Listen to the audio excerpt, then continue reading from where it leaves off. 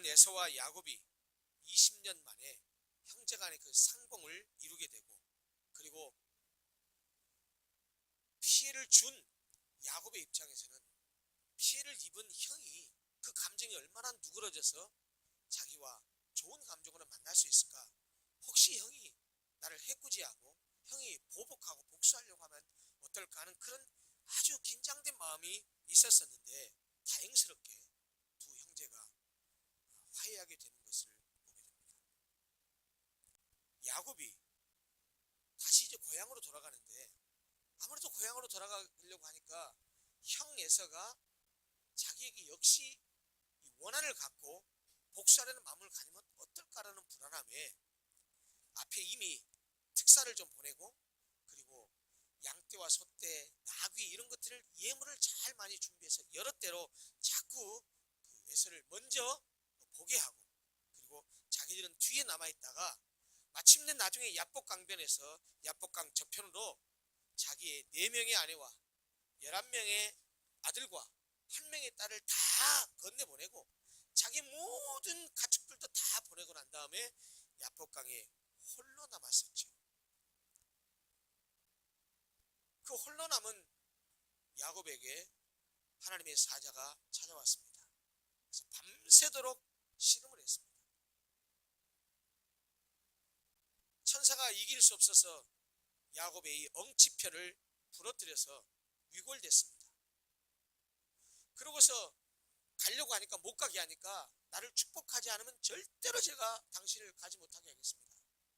난데없이 그 하나님의 사자가 축복을 주는 것이 아니고, 야, 너 이름이 뭐냐?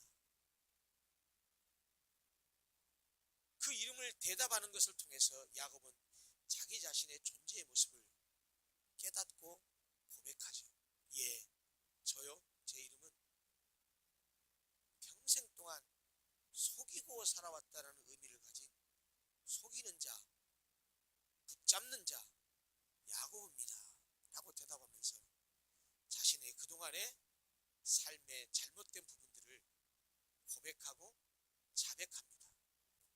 그래서 자기 모습을 고백할 때 하나님의 천사가 이제는 네 이름을 절대 야곱이라고 하지 말고 이스라엘이라고 해라 라고 이름을 바꿔줬습니다.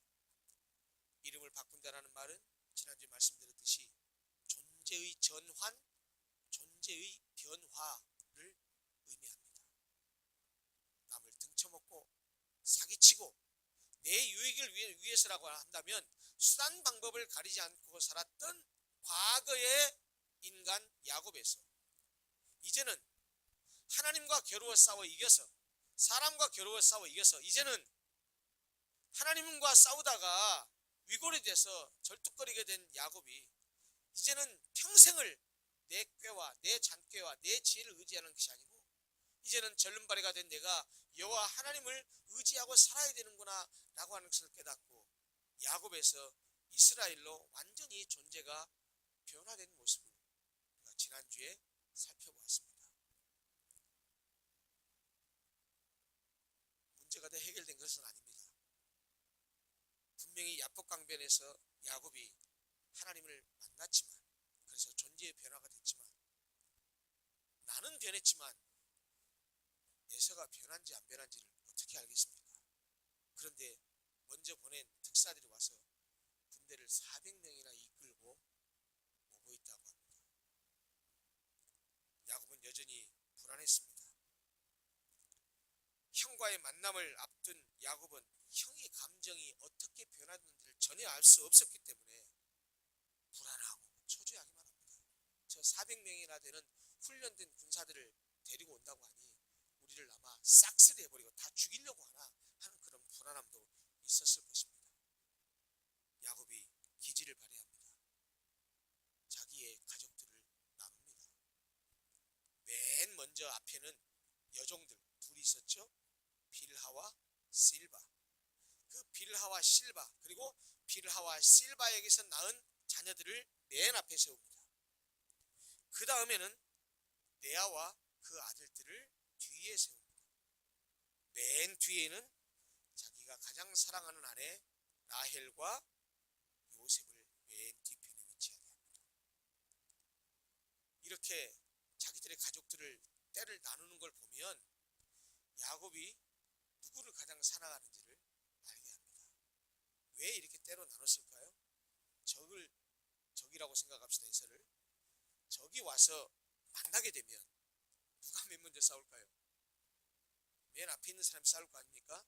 지금은 싸우는 적이 아니고 감정적으로 복수하기 위해서 오는 에서기 때문에 에서가 그 복수의 마음을 풀지 않았다고 한다면 야곱이 나눈 그 가족들 가운데 맨 앞에 있는 가족들부터 희생을 당할 겁니다. 그러니 아마 야곱의 마음에는 에서가 어떻게 할지를 모르니 만약에 맨 앞에 있는 빌하와 실바 그리고 그의 자녀들을 죽인다고 한다면 형이 복수를 하는구나 라는 마음을 갖고 빨리 도망갈 생각을 했겠지요. 그러려면 가장 사랑하는 아내 라헬과 그 라헬을 낳은 요셉을 어디다가 배치해야 되겠습니까? 맨 뒤에 배치해야 되죠. 이런 기지 아닌 기지를 발휘합니다. 그러고서 그 때를 나누고 이제 야곱이 앞으로 갑니다.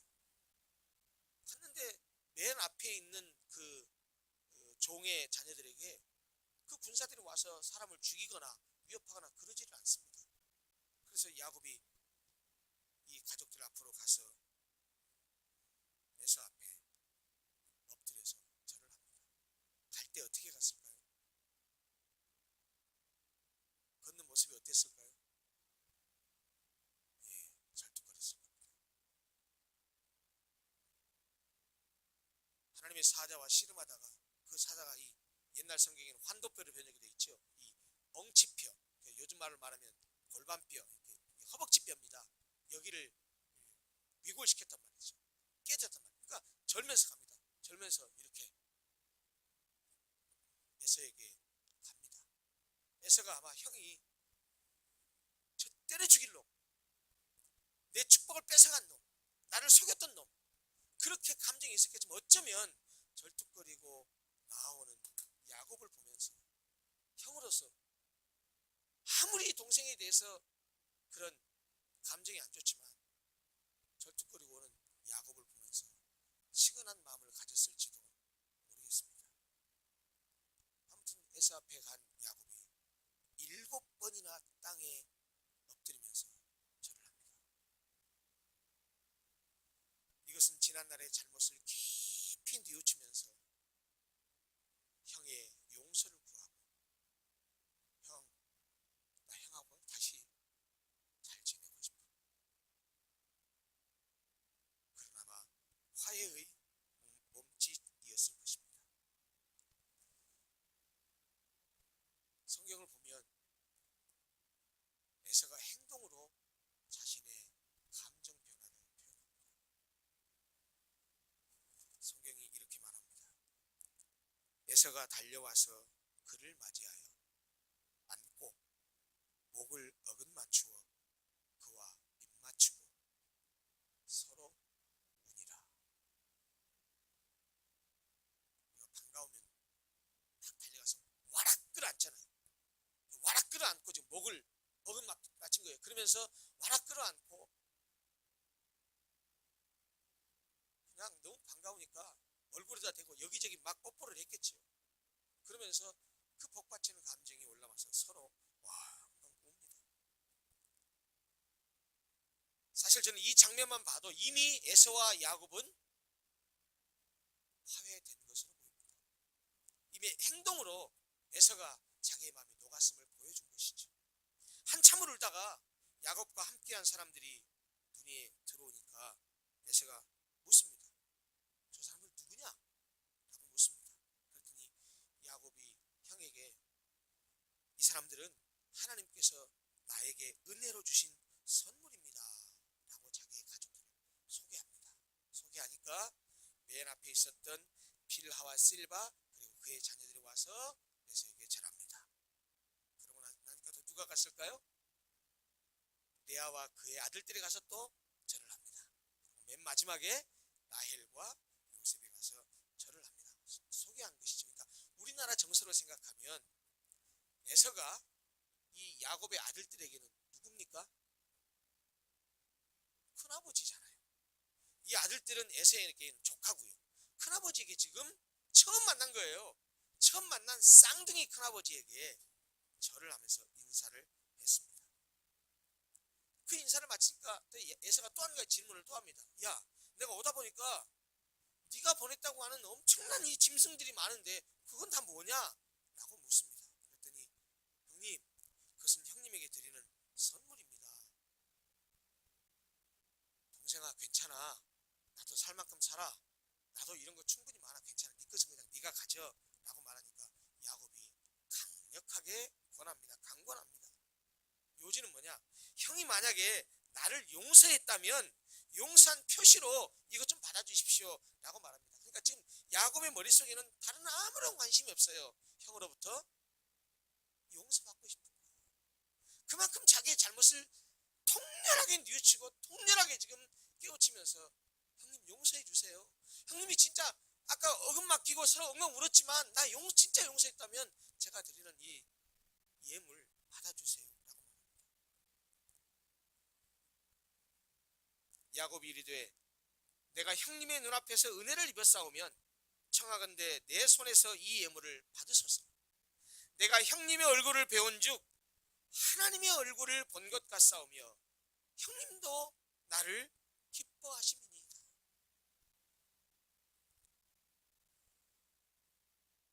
참 놀라운 표현을 하죠. 형님 얼굴을 보니까 하나님 얼굴을 본 것 같습니다. 이게 무슨 뜻일까요? 겉으로 보면 굉장히 아부하는 말로 들립니다. 예, 사실 아부의 의미도 들어있을 겁니다. 그러나 전체 문맥을 보면 실제로 형에 대해서 감정도 안 풀고 잘못한다는 느낌도 안 가지고 말로만 립서비스만 그렇게 하고 액션만 그렇게 취한 게 아니고 전후 문맥을 보면 야곱은 정말 형 에서에게 통렬하게 자기의 잘못을 뉘우치고 용서를 구하는 것을 볼 수 있습니다. 형님 얼굴을 보니까 하나님 얼굴을 본 것 같습니다 라는 말은 사실은 그 전에 지금 에서가 이런 액션을 보이기 전에는 동생 야곱에게는 형의 얼굴이 두려움의 대상입니다. 만나면 죽는 겁니다. 만나면 그 분노에 찬 복수의 그 마음이 가득한 그 얼굴이 항상 두려움의 대상이었을지 모릅니다. 어디 형의 얼굴만 두려움의 대상일까요? 야곱에게는 하나님의 얼굴도 두려움의 대상이었을 것입니다. 야곱은 자기가 속여서 축복을 다 뺏고 거짓말했다는 사실을 알고 있어서 하나님이 그것을 싫어한다는 사실도 알고 있었을 것입니다. 그래서 하나님을 만나면 죽는다고 생각했을 것입니다. 그런데 어젯밤에 바로 좀 전에 밤새도록 하나님을 만나서 씨름했지 않습니까? 하나님을 봤음에도 불구하고 죽지 않지 않았습니까? 그래서 어쩌면 야곱은 밤새도록 하나님의 사자와 씨름했음에도 불구하고 자기가 죽지 않았다는 사실 때문에 그래서 그곳 이름을 뭐라고 했었죠? 기억나세요? 브니엘 그랬잖아요. 히브리 원어로 페니엘, 페님 플러스 엘입니다. 페님은 얼굴, 엘은 하나님이라는 뜻이거든요. 하나님의 얼굴이라는 뜻이에요. 하나님의 얼굴을 자기가 봤음에도 불구하고 죽지 않은 그 사실을 보고 그래 하나님께서 내가 하나님을 봤음에도 나를 용서하고 용납했다는 뜻이니까 아마 어쩌면 야곱은 하나님과 싸우고서 밤새도록 하나님과 씨름해서도 죽지 않아서 브니엘이라고 지칭한 다음에 그래 내가 에서 형을 만나도 죽지 않겠구나 라는 확신이 있었는지 모르겠습니다. 그래서 형님의 얼굴을 보니까 하나님의 얼굴을 본 것 같습니다 라는 말도 그런 맥락에서 하지 않았나 하는 생각이 듭니다. 야복강에서 하나님을 만난 야곱은 그 존재 양식이 아니 존재 자체가 변환되었는데 사실은 야곱만 변한 게 아니었습니다. 하나님께서 이미 형 에서도 변화시켜 놓으셨습니다. 에서도 지난날 야곱의 모든 잘못을 다 용서하고 동생을 아끼고 사랑하는 형으로 바뀌었습니다. 거듭났습니다.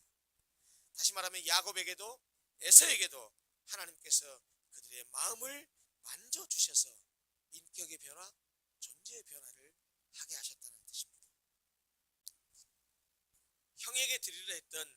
야곱의 예물은 선물이라는 의미를 넘어서 사실 축복이라는 의미도 담겨 있었습니다.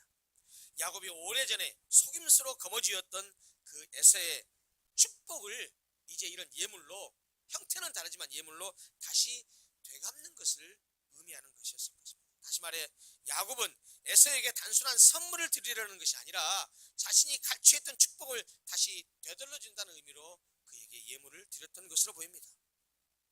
그리고 무엇보다 야곱이 에서에게 예물을 주려는 진정한 이유는 아까도 말씀드렸지만 깨져버린 형제의 관계를 회복하고 형 에서와 화해를 하기 위한 그런 속죄의 예물이요 화목제물의 의미도 있었다고 볼 수 있습니다. 이런 동생 야곱의 마음을 아마 에서가 알아는 것 같아요. 그래서 에서는 동생이 준 예물을 받습니다. 야곱을 용서하고 받아들인다는 표시죠. 그 예물을 받았다는 말은 에서가 예물을 받았기 때문에 이제 야곱을 용서한 것입니다. 그의 화해를 받아들인 것입니다. 그런데 예물 때문에 에서를 용서하고 예물 때문에 그와 화해한 것이 아니고 사실은 이미 하나님께서 그의 마음을 만지셔서 그의 인격의 변화를 통해서 화해가 이루어진 것입니다. 사랑하는 성도 여러분, 여러분 지금까지 인생길을 몇 년이나 사셨습니까? 다 다릅니다. 여기 10대부터 아마 60대, 70대까지 계십니다. 현재, 지금 내가 살고 있는 현재는 과거의 연장선상에 있습니다. 과거 없이 존재할 수 없습니다. 뿐만 아니라 현재는 미래로 또다시 연결됩니다. 미래의 어느 시점에 가면 지금 현재가 다시 과거가 됩니다. 과거에 지나버린 사건이 현재의 삶 속에 영향을 미칩니다. 여러분 혹시 지금 삶의 어려움을 겪거나 선택의 기로 앞에서 굉장한 고통을 당하고 있을지 모릅니다. 지금 승승장구하고 잘 나갈 수 있을지도 모릅니다. 그것이 어떻게 그렇게 됐는지 한번 삶을 돌아보세요. 과거의 어느 시점에 잘못된 판단을 해서 지금 내가 어려움을 겪거나 과거의 어느 시점에 내가 정말 지혜롭고 현명한 판단을 하고 선택을 해서 지금 이렇게 승승장구하고 있을지 모릅니다. 자, 그렇다면 앞으로 미래도 마찬가지입니다. 오늘 지금 내가 여기서 어떤 선택을 하고 어떤 결정을 하느냐가 미래의 삶의 양태를 결정한다는 사실을 절대로 잊지 마십시오. 그리고 한 가지, 지나간 과거에 연연하지 마십시오. 지금이 문제입니다. 지금 내가 어떤 선택을 하고 어떤 결정을 하느냐가 미래를 좌우합니다. 지나가 버렸으니까요. 지나가 버린 걸 아무리 내가 후회하고 그때 그러면 안 됐었는데 그때 내가 미쳤어, 내가 왜 그랬을까? 소용없어요. 단지 그런 과거의 잘못된 실수와 잘못된 과거의 결정을 기억하고 내가 왜 그랬지 후회한다면 이제 그것이 필요한 건 뭐냐? 미래를 위해서 지금 앞으로 내가 결정할 때 그런 어리석은 결정을 다시 안 하면 되는 거예요. 지나가 버린 것은 연연하지 마십시오. 문제는 미래예요. 미래. 그 미래는 어디서 결정해요? 어디서 결정돼요? 지금 여기서 현재에서 결정돼요.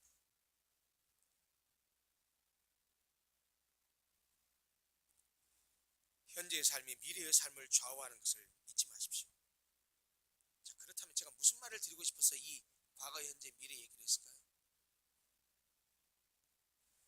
과거의 문제가 해결되지 않으면 현재가 계속 힘들어요. 해결 안 되면 힘들어요.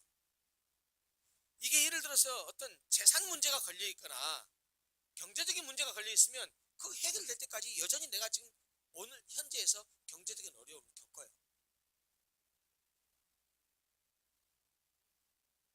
그런데 그런 문제가 아니고 관계의 문제라고 한다면 그 관계의 문제를 지금 여기서 해결하지 않으면 미래도 그 사람과의 관계는 여전합니다. 과거에 관계의 문제가 해결되지 않으면 현재의 삶이 절대로 평안할 수 없다는 이야기입니다. 사실 용서와 화해라는 말은 가만히 생각해 보면 현재가 아닌 과거의 사건과 연관되어 있습니다. 누구를 용서한다? 누구와 화해한다? 과거의 사건과 연관되어 있다는 말입니다. 용서하고 화해하는 것이 마땅하다고 생각합니다. 우리 누구나 그렇게 생각합니다. 그래, 용서하고 살아야지, 화해해야지. 그런데 남에게는 그렇게 말을 자주 하지만 막상 나한테 그 문제가 어떤 것이 딱 걸리면 그것이 쉽지 않다라는 것을 우리가 너무나 잘 압니다. 용서가 안 되고 화해가 안 되는 가장 큰 이유가 뭘까요? 사실 마음의 상처 때문입니다. 그게 잘 아물지 않기 때문입니다. 미움과 배신 같은 것들은 우리가 극복하기에는 너무 어려운 감정들입니다. 누군가 나에게 사실과 다른 얘기를 해서 내 인격을 모독하고, 누군가 나에게 나는 전혀 그런 의도가 아닌데 다른 의도로 왜곡시켜가지고 얘기해서 사람을 아주 못된 사람으로 만들고, 그걸 알았을 때 네가 나한테 그럴 수 있어? 네가 나한테 그런 말 할 수 있어? 라고 미움의 감정이 생기게 됩니다. 그리고 나는 정말 너를 내 친구로 생각하고, 나는 너를 가족으로 생각하고, 나는 너를 나의 분신으로 생각했는데 네가 나한테 이렇게 뒤통수 치고 배신 때릴 수 있어? 그런 감정을 갖게 되면 진짜 그것을 극복하기는 어렵습니다. 저도 다 말씀을 드릴 수 없지만 저도 이런 상처가 있습니다. 놀라지 마십시오. 내 가족으로부터도 이런 상처가 있고요, 내 친구들로부터도 이런 상처가 있고요, 여러분들로부터도 이런 상처가 있습니다.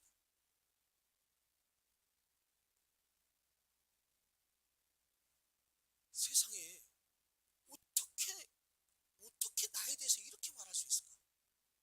나를 겪어보지 않았다면 몰라도 어떻게 나를 그런 사람으로, 정말 치사하고 졸렬한 사람, 그런 사람으로 만들어버릴 수 있을까? 내가 그렇게 믿었는데, 나는 그분을 정말로 내 오른팔처럼 왼팔처럼 나는 가족으로 생각하는데 어떻게 그럴 수 있을까? 사실 저도 사람이기 때문에요, 그런 감정을 다 홀홀 털어버리려고 하지만 솔직히 말씀드리면 잘 안 됩니다. 목사인 저도 잘 안 됩니다. 우리가 훌훌 털어버리고 잊어버리자고 마음먹지만 어디 인간의 감정이라는 것이, 인간의 마음이라는 것이 내 마음대로 됩니까? 안 돼요. 참 힘듭니다. 두고두고 계속 생각나고 잊어버릴만 하면 또 생각납니다. 그래서 아마 누군가 그런 말을 한 것 같아요. 하나님이 인간에게 주신 가장 큰 선물 중에 하나가 망각이랍니다.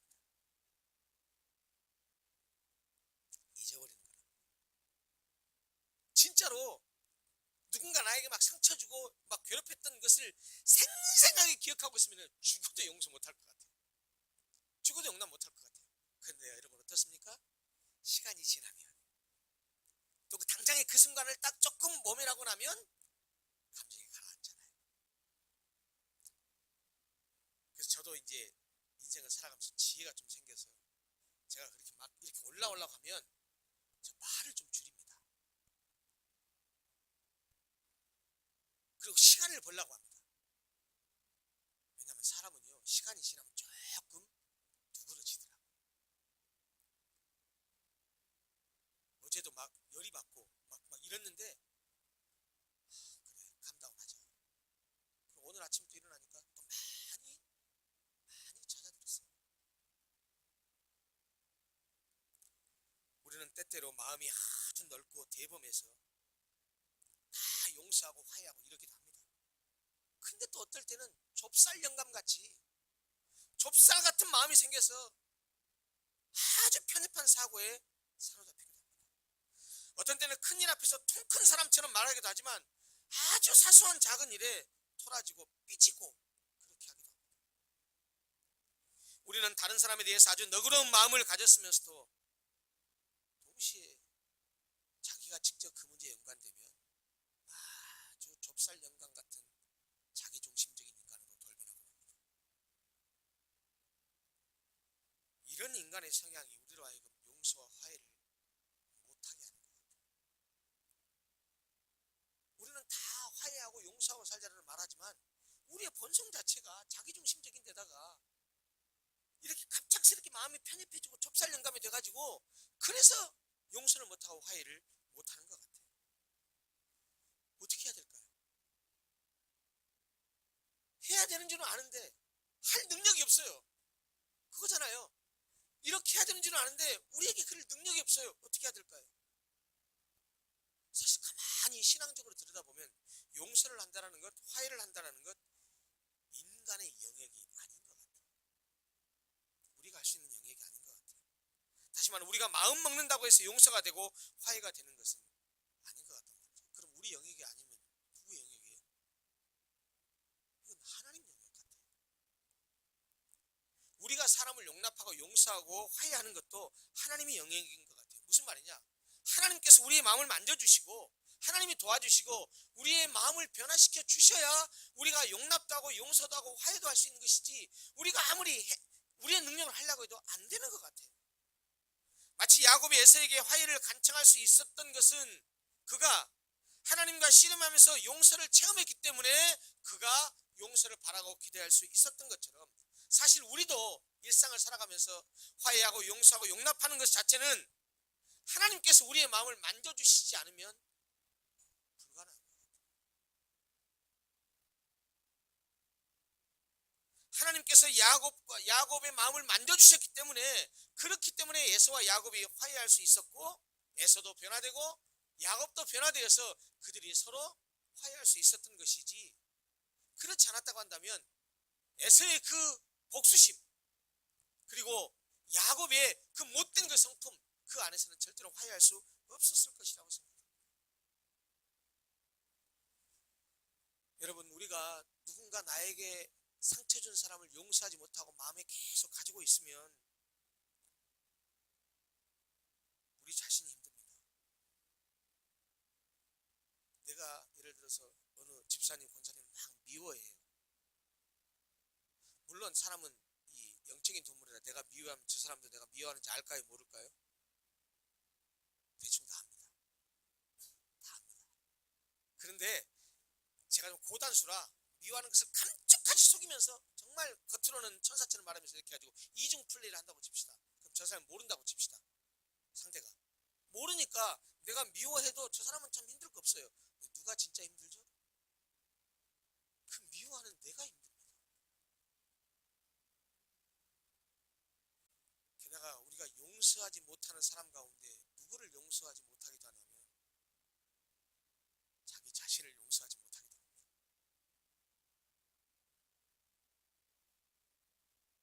자신을 용서하지 못해서 아주 힘든 시간을 보내기도 합니다. 왜 나는 이것밖에 안 되지? 왜 나는 이것밖에 안 되지? 다른 사람이 다 나를 이렇게 생각하는데 나는 왜 거기에 부합한 삶을 살지 못하지? 자기가 자기를 용서하지 못하고 살아가기도 합니다. 여러분 그렇기 때문에 내가 나를 용서하지 못하는 문제나 내가 다른 사람을 용서하지 못하는 문제나 우리가 그 문제를 해결하려면 결국 주님을 다시 깊이 만나야 됩니다. 제가 며칠 동안 계속 지금 창세기 강의하면서 결론이 계속 무엇으로 가죠? 하나님 다시 만나. 절대 신앙을 머리로 하지 마십시오. 예수 믿는 삶을 종교 생활 하지 마십시오. 일주일에 한 번씩 예배당 와서 예배 드리는 것으로 내가 종교적인 의무를 다했다라고 생각하고 세상에 가서 사람과의 관계가 엉망이 되고 내가 일하는 직장에서 요령이나 피우려고 하고 여러분 그거는 절대로 예수 믿는 사람들의 천국 백성이 이 땅에 살아가는 삶의 양식이 아닙니다. 자, 누차 강조하지만 진짜 믿음이 좋은 것은 뭐냐?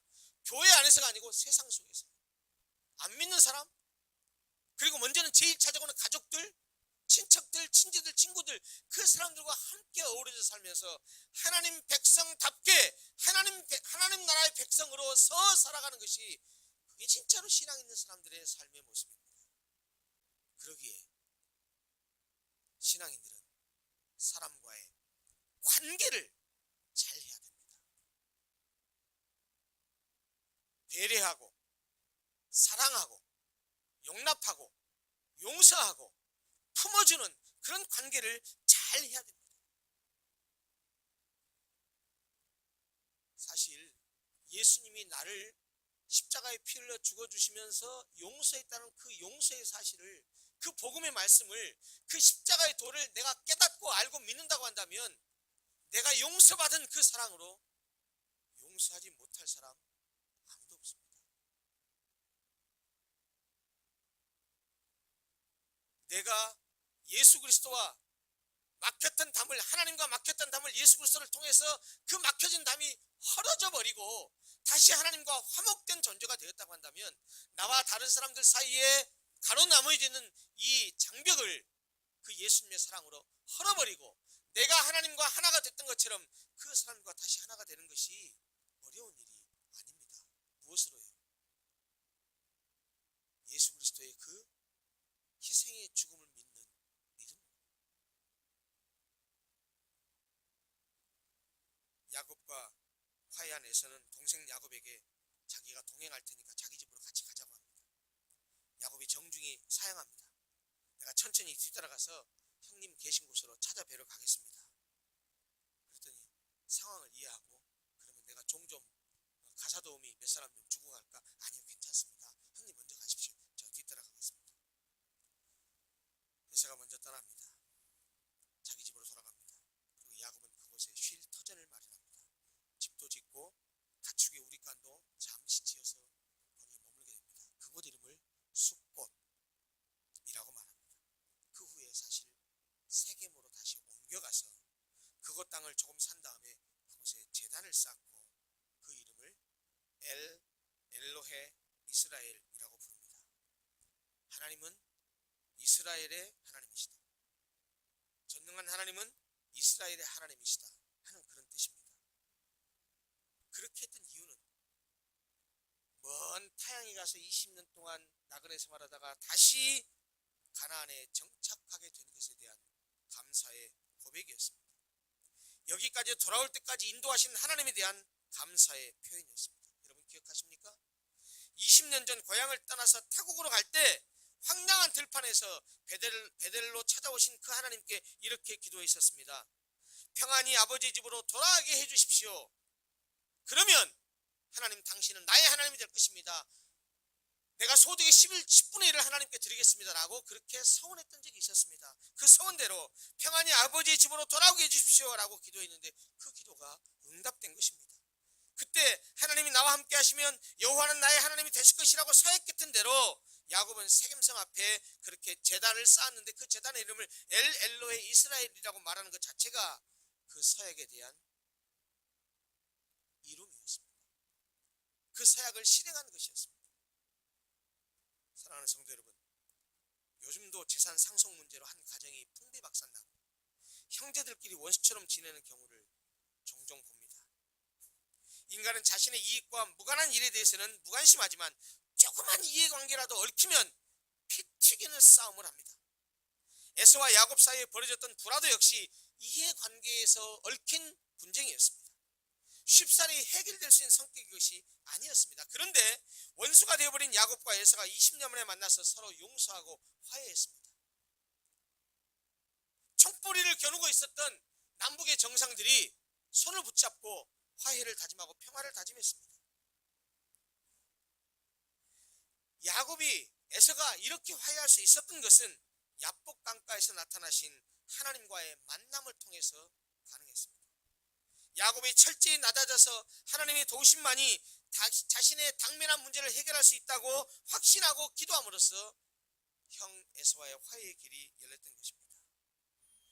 야곱의 회개, 에서의 눈물의 용서와 뜨거운 환영은 이 평화의 왕이신 하나님의 역사였습니다.